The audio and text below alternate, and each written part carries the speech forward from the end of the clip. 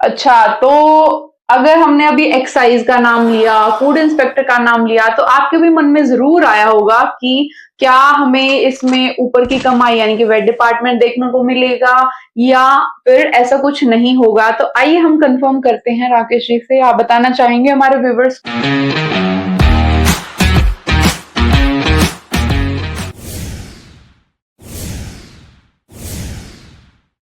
So hello and welcome back to the channel Rakesh review.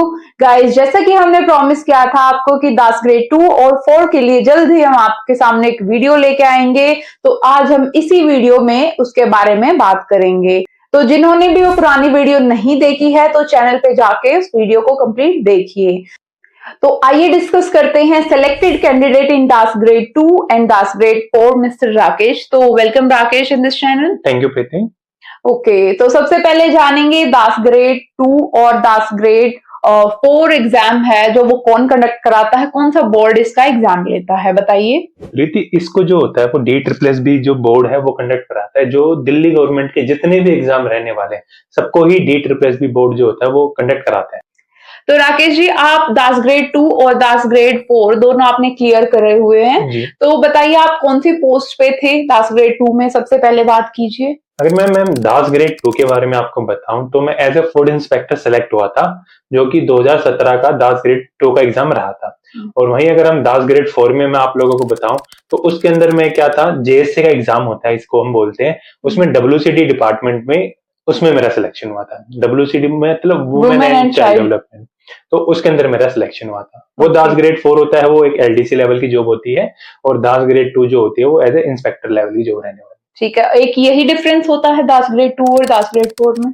मोटा मोटा बात करें तो आपको यही डिफरेंस देखने को मिलने वाला है। अगर दास ग्रेड 2 की बात करें तो वो एक 4600 ग्रेड पे का जॉब रहने वाली है। वहीं जो आपकी दास ग्रेड 4 होता है, दास ग्रेड 4 की बात करें तो वो एक 1900 लेवल की ग्रेड पे की जॉब होती है। तो ये आप देखेंगे काफी ज्यादा डिफरेंस आपको इसके अंदर देखने को मिल जाता है। इसके अलावा आपको जो डिफरेंस देखने को मिलेगा कि आपका प्रमोशन के अंदर जो आपको बाद में रहने वाला है, या फिर जो आपका वर्क आपको मिलेगा, मोटा मोटा वो आपको डिफरेंस देखने को मिलता है। कई बार ऐसा होता है कि आपके पास अगर दास ग्रेड 2 में स्टाफ की कमी है आपके सेक्शन में, तो दास ग्रेड 4 से भी वही काम ले लिया जाता है मोटा मोटा जो दास ग्रेड 2 कर रहा होता है। तो ये चीज आपको सिमिलरिटी देखने को मिल जाती है। तो प्रमोशन की तो हम इस वीडियो में आगे डिस्कस करेंगे। सबसे पहले हम बात करेंगे इसमें सिलेबस क्या क्या आता है, कौन कौन से सब्जेक्ट्स हमें इसमें कवर करने पड़ते हैं। सेकेंड थिंग कि कितने पेपर दास ग्रेड 2 और 4 कंडक्ट कराता है। आप इनको डिटेल में प्लीज एक बार बता देंगे हमारे व्यूवर्स को। जी मैम, अगर मैं आप लोगों को बताना चाहूँ, पहले दास ग्रेड 4 से मैं आपके साथ स्टार्ट कर 200 नंबर का आपका एग्जाम रहता है। 200 नंबर का एग्जाम आपको 2 घंटे के अंदर कवर करना होता है। ये इसका होता है प्री का। इसके अलावा अगर हम बात करें दास ग्रेड 4 में, तो आपको 3500 वर्ड टाइप करने होते हैं 10 मिनट के अंदर। तो आपकी 35 वर्ड पर मिनट की आपकी स्पीड इसमें चेक होती है, जो कि अच्छी डिसेंट टेस्ट स्किल हो जाती है। वहीं अगर हम बात करें दास ग्रेड 2 का, तो दास ग्रेड 2 के अंदर आपको देखने को मिलेगा कि जो आपको 3 पेपर होते हैं। पेपर 1 जो होता है वो तो सिमिलर होता है दास ग्रेड 4 के टाइप में ही। आपके इसमें भी 5 सब्जेक्ट आने वाले हैं, हिंदी, रीजनिंग, इंग्लिश, मैथ और जीके। ये पांचों सब्जेक्ट आपके 40-40 नंबर के रहते हैं, तो टोटल 200 नंबर का आपका एग्जाम होता है प्री का। ये एग्जाम सिर्फ क्वालिफाइंग होता है, जो कि मैंने 2017 में दिया था उस टाइम। और इसके बाद आपका मेंस एग्जाम होता है, जो कि आपका 300 नंबर का रहने वाला है। और ये 300 नंबर का पेपर आपका 3 घंटे के लिए होता है। इसके अंदर भी आपकी 5 चीजें आपको देखने को मिलेंगी। इसमें आपका पहला पेपर जो होता है उसमें आपको मिलेगा इंग्लिश 75 नंबर की, जीके 75 नंबर की। इसके अलावा आपकी जो रीजनिंग रहने वाली है वो भी आपको 75 नंबर की देखने को मिलेगी। 50 नंबर का आपका मैथ का रहता है और 25 नंबर आपका कंप्यूटर का रहता है। इसके अंदर आपको हिंदी देखने को नहीं मिलती है। ये टोटल 5 सब्जेक्ट इसके अलावा होते हैं इसमें। ये 3 घंटे का पेपर होता है और 300 नंबर का इसका रहता है। तो इसको जो हमारा टाइम था उसमें क्या करा था, 1.5 घंटे का डिवाइड कर दिया था, जिसके अंदर 150 नंबर के आपके 2 पार्ट कराने थे पेपर के लिए। इसी के बेसिस पे आपकी कट ऑफ बनी थी हमारे टाइम पे। और जो आपका रहा था कि इस क्लियर कर लेंगे आप इसको, तो फिर आपका थर्ड एग्जाम होता है। तो जो कट ऑफ बनती है वो कंबाइंड कट ऑफ बनती है या अलग अलग पेपर के अकॉर्डिंग? जैसे कि मैंने आपको पहले बताया था कि पेपर 1 सिर्फ क्वालिफाइंग है, तो पेपर 1 से इसका कोई रोल नहीं है। पेपर 2 के अंदर जो भी कट ऑफ रहेगी उसी की आपकी फाइनल कट ऑफ मानी जाती है। इसके बाद आपका तीसरा जो एग्जिट टेस्ट होता है, एग्जिट टेस्ट में आपका डिस्क्रिप्टिव होता है मोटा मोटा, उसके अंदर आपको क्वालिफाइंग नेचर का होता है वो भी, उसके अंदर आपको 40% मार्क्स चाहिए होते हैं, आप उसका लाएंगे आप क्लियर हो जाएंगे। कितने मार्क्स का होता है? 100 नंबर का होता है, 100 में से आपको मिनिमम 40 नंबर चाहिए। अगर आप 40 नंबर लाएंगे तो जो आपका मेंस का एग्जाम था जो कि 300 नंबर का रहा था, उसमें से आपका जो फाइनल कट ऑफ निकलेगी वहीं से निकलते हैं मेरिट लिस्ट। बहुत बढ़िया राकेश जी। तो अगला क्वेश्चन हमारा व्यूवर्स की ओर से ये है कि इसके लिए कहाँ से प्रिपरेशन हम कर सकते हैं? जैसे कि मैंने आपको लास्ट वीडियो में अपना बताया था कि मैंने मैथ, रीजनिंग, इंग्लिश और जीके कहाँ से पढ़ी थी, वो व्यूवर्स आपके उस वीडियो पे जाके देख सकते हैं। इसके अलावा मैंने हिंदी एक्स्ट्रा पढ़ी थी। हिंदी की अगर मैं आप लोगों से बात करूं तो MS SSC फॉर ऑल है, एक आपको यूट्यूब चैनल मिल जाएगा जिसपे आप जाएंगे तो आपको हिंदी को काफी अच्छी तरीके से कवर कराया हुआ है। मैंने जो हिंदी थी वो ऑलमोस्ट वहीं से कवर करी थी। इसके अलावा मैंने कुछ जो मॉक टेस्ट थे उसकी भी प्रैक्टिस करी थी, तो वहीं से मेरा मोटा मोटा कवर हो गया था। टेस्ट कहाँ से? SSC की जो करी थी आपने? जी, अगर मॉक टेस्ट की मैं आपको बताऊं तो जो SSC वाले थे वो तो मैं दे ही रहा था, क्योंकि उसका मेन बेनिफिट मेरे को ये मिला कि जो मेरे 4 सब्जेक्ट थे वो कवर हो जाते थे उससे। इसके अलावा मेरे को हिंदी का ही एक्स्ट्रा रहना पड़ता था। और जो बात रही हिंदी की, उसके लिए मैं टेक्स्ट बुक पे रिलाय करता था, और टेक्स्ट बुक के अंदर आपने देखा होगा कि DSSS के काफी सारे एग्जाम के आपको देखने को मिल जाएंगे, तो उन सारे प्रीवियस ईयर भी मिल जाएंगे। तो इसी के साथ मैं बता दूं गाइस कि ये कोई प्रमोशनल वीडियो नहीं है, ये जस्ट आपको एक रेफरेंस दिया गया है ताकि आप अपनी तैयारी अच्छे से वहां से कर सकते हैं। जी। तो आप वहां से अगर जाएंगे, जो प्रीवियस ईयर क्वेश्चंस हैं, आप जो DSSS जितने भी एग्जाम कंडक्ट कराते हैं, चाहे वो टीचिंग हो गई या नॉन टीचिंग हो गई, आप किसी के भी जाइए एग्जाम में, लगभग सबका पैटर्न रहता है। आपको 100 नंबर के मोटे मोटे ये देखने को मिल जाएंगे, आप उनसे प्रैक्टिस कर सकते हैं और जो आपकी रिवीजन होती है उस पर आप कर सकते हैं चीजों को।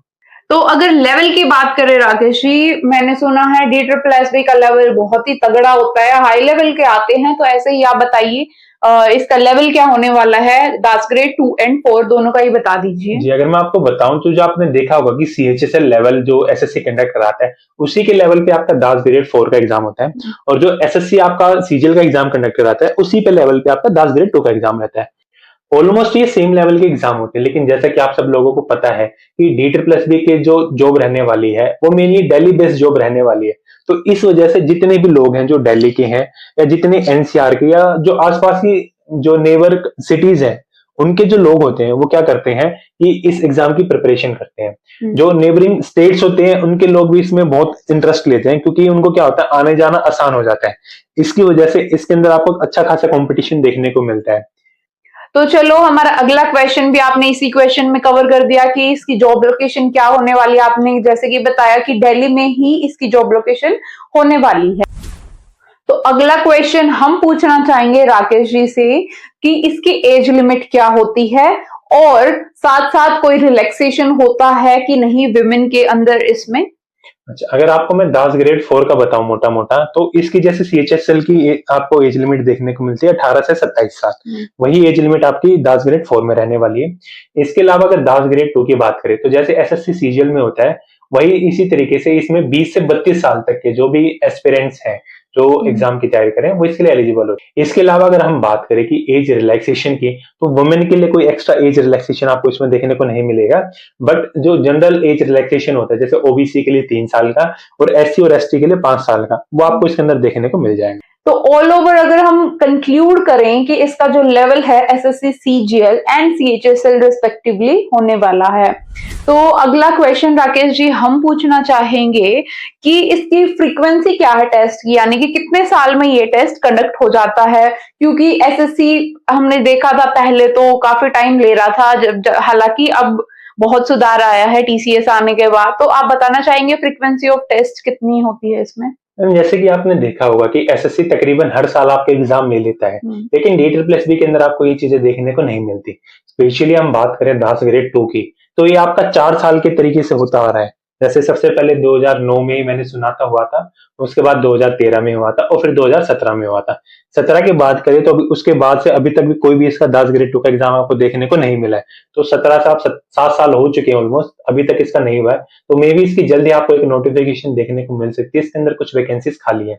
दास ग्रेड 2 की बात करें तो वो भी ऐसा ही आपको मोटा मोटा देखने को मिलता है कि 3 या 4 साल की आपकी जो फ्रीक्वेंसी रहती है उसके बाद ही आपको एग्जाम देखने को मिलता है। तो अब जैसे कि आपने वैकेंसी का जिक्र करा, तो बताइए वैकेंसी कितनी, क्या अमाउंट हमें देखने को मिलेगा इसमें? अगर मैम आपको दास ग्रेड 2 की बात करें तो मैं आपको बताऊं तो जो 2017 के अंदर वैकेंसीज आई थी वो तकरीबन 160 वैकेंसीज थी ओवरऑल।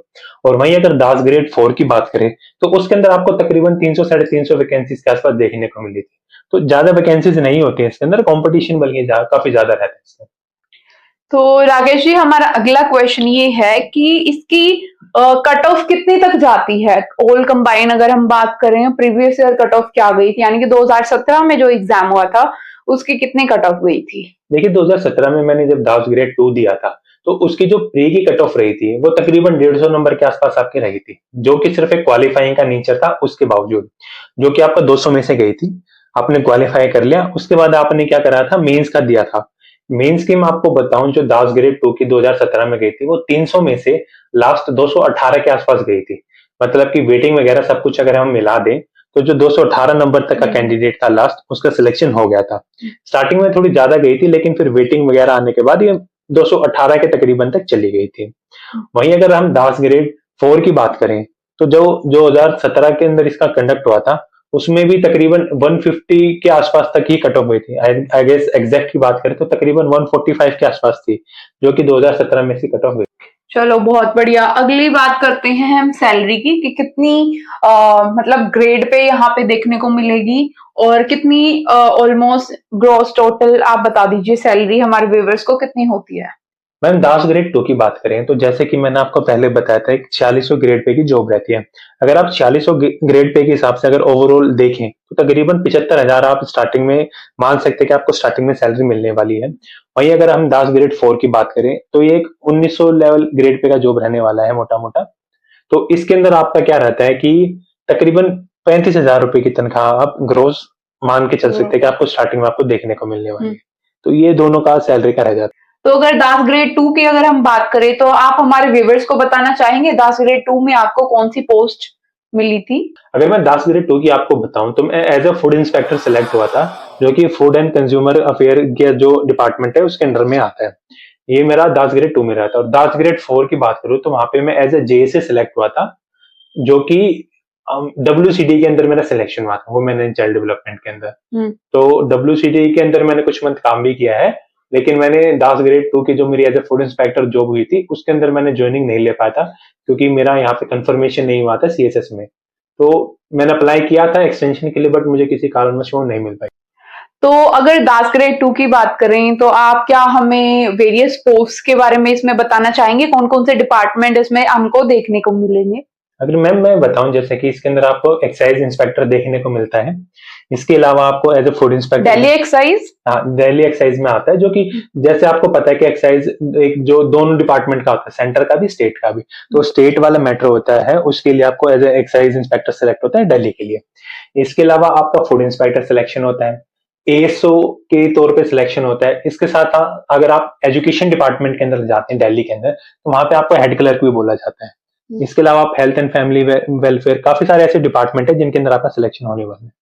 अच्छा, तो अगर हमने अभी एक्साइज का नाम लिया, फूड इंस्पेक्टर का नाम लिया, तो आपके भी मन में जरूर आया होगा कि क्या हमें इसमें ऊपर की कमाई यानी कि वेट डिपार्टमेंट देखने को मिलेगा, या फिर ऐसा कुछ नहीं होगा? तो आइए हम कंफर्म करते हैं राकेश जी से। आप बताना चाहेंगे हमारे व्यूअर्स को? जैसे कि मैम काफी सारे लोगों ने सुना होता है कि कुछ डिपार्टमेंट्स ऐसे होते हैं जहां पे आप ऊपर की कमाई को एक्सपेक्ट कर सकते हैं। ऐसे ही डिपार्टमेंट्स को जनरली वेट डिपार्टमेंट कहा जाता है। इसके अंदर जैसे कि आप जानते हैं कि एक्साइज हो गया, फूड इंस्पेक्टर हो गया, ट्रेड एंड टैक्सेस हो गया, ये कुछ ऐसे डिपार्टमेंट हैं जिसके अंदर माना जाता है कि आप ऊपर से कमाई कर सकते हैं।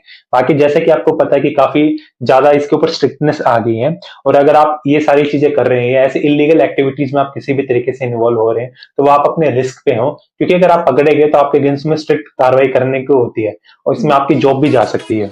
तो ऐसी कुछ चीजें रहने वाली है, और ज्यादातर इसकी उसको बना के रखने के लिए कि लोग लंबे लेवल तक करप्शन ना कर सके, या उस चीज को अवॉइड करने के लिए क्या होता है इसके अंदर आपका फ्रीक्वेंट ट्रांसफर देखने को मिलते हैं। जो वेट डिपार्टमेंट काउंट होते हैं उसके अंदर आप हर 3 साल में आपका क्या हो जाता है, दूसरे डिपार्टमेंट के अंदर ट्रांसफर हो जाता है। तो ये वाली चीज आपको देखने को मिलेंगी। अच्छा, अगर हमारा अगला ही क्वेश्चन ये था कि ट्रांसफर को लेके कि ट्रांसफर इसमें किस चीज में होता है, यानी कि डिपार्टमेंट टू डिपार्टमेंट, क्योंकि आपने जैसे कि बताया कि दिल्ली की ही जॉब है, तो किस में डिपार्टमेंट्स में ट्रांसफर होता है या कैसे होता है? इसके अंदर आपको रोटेशनल ट्रांसफर देखने को मिलने वाला है कि जैसे आप मान लीजिए किसी भी एक डिपार्टमेंट में, फॉर एग्जांपल मैं as a food inspector select हुआ था, तो मे बी 3 या 4 साल के बाद आपका एक रोटेशनल ट्रांसफर का ऑर्डर निकलता, जिसके बाद मेरे को कोई और डिपार्टमेंट मिल सकता था। फिर वो चाहे एक्साइज इंस्पेक्टर हो या एजुकेशन में हो या ट्रेड एंड टैक्सेस में, कोई भी ऐसा डिपार्टमेंट जो होगा वहां पे मेरा ट्रांसफर हो जाता है। वेट डिपार्टमेंट जो होते हैं जनरली वहां पे आपका ट्रांसफर जल्दी देखने को मिलता है, और जो थोड़े ड्राई डिपार्टमेंट्स होते हैं वहां पे आपका ट्रांसफर मे बी 6-7 साल तक आपके बाद एक्सपेक्ट कर सकते हैं कि इसके बाद आपका ट्रांसफर होने वाला है। तो बहुत अच्छे तरीके से इन्होंने इस चीज को एक्सप्लेन किया। गाइस, हमारा अगला क्वेश्चन होने वाला है कि इसमें प्रमोशंस कितने देखने को मिलते हैं? अगर मैं दास ग्रेड 2 की आपको बताऊं तो जो लास्ट जब तक मैं वहां पे था उस टाइम तक ये था कि आपका लेवल 10 तक ही आपको प्रमोशन देखने को मिलने वाले हैं। आप मतलब 5400 से ऊपर आपको प्रमोशन नहीं देखने को मिलते थे। लेकिन लास्ट ईयर ही क्या हुआ है, गैजेट नोटिफिकेशन निकाला है जिसमें जो आपका लेवल 11 रहने वाला है, जो कि 6600 ग्रेड पे रहने वाला है, उसके लिए कुछ जो वैकेंसीज है उनको निकाला गया है कि आपको जो दास ग्रेड 2 से आपके जो भी कैंडिडेट होंगे वो प्रमोशन लेके उसके ऊपर जा सकते हैं। दास ग्रेड 4 की बात करें तो वो आपको जैसे कि पता है कि 1900 लेवल का एग्जाम रहने वाला है, उसके बाद आपका 2400, 2800, 4200, 4600, आप रिटायरमेंट तक ये होप कर सकते हैं कि आप एज ए एसओ यानी कि 5400 लेवल तक आपका प्रमोशन हो सकता है। जब मैं दास ग्रेड 4 में सिलेक्टेड था तो मेरा जो एक एसओ थे वो एज ए कलर की उनकी ज्वाइनिंग हुई थी दास ग्रेड 4 में, और वो प्रमोशन होते होते अपने रिटायरमेंट टाइम तक वो एज ए एसओ पहुंच गए। Section officer. बहुत ही बढ़िया राकेश जी, आपने बहुत ही अच्छे तरीके से इन सारी चीजों को एक्सप्लेन किया है। बहुत ही इंसाइटफुल तरीके से आपने ये इंटरव्यू को समाप्त किया है, तो बहुत धन्यवाद वंस अगेन। गाइज, ऐसे ही अगर आपको वीडियोस चाहिए या फिर आपको कोई भी क्वारीज हो तो आप कमेंट बॉक्स में प्लीज कमेंट करिए और हमें नेक्स्ट वीडियो बनाने के लिए सजेस्ट करिए कि हम कौन सी नई वीडियो लेके आए जो आपके लिए हेल्प करे। तो once again thank you very much, और फ्यूचर में ही ऐसे वीडियोस पाने के लिए please go and subscribe our channel. Also like the videos and share it. Thank you very much. Thank you. अच्छा।